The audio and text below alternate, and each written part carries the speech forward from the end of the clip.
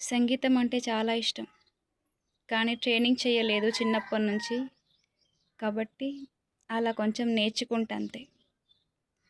గరి సరి సమ గరి సా గరి సరి సమ గరి సా సగమని నిప మగమా సగమని నిప మగమా పాపా మగమా మగ సగ గ సని సా పాపా మగమా మగ సగ గ సని సా.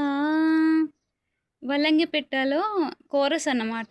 ఇది నేర్చుకోవడానికి చాలా కష్టం అనిపించింది. వేణుమాధవ్ సాంగ్‌లో కూడా సరిగమలు చూస్తా ఉంటా.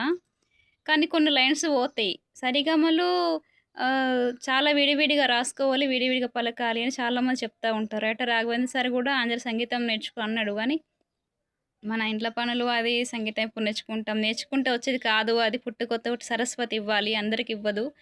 ఏదో ఏదో ఆ జ్ఞానం అయితే వచ్చింది కాబట్టి చాలు. పాటలాడటం, పాడటం, స్వరం ఇవ్వటం సరస్వతి ఇచ్చిన వరం. సంగీతం నేర్పించాలి పిల్లలకి.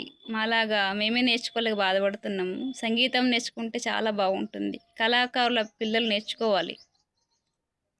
అట్లా సంగీతం నేర్చుకుంటే ఎట్లా అంటే జ్ఞానం వస్తుంది, పద్ధతిగా ఉంటారు, ఎవరితో ఎట్లా మాట్లాడాలి అన్నది జ్ఞానం ఉంటుంది అనమాట. చాలా తెలివి ఉంటుంది సంగీతం నేర్చుకుంటే.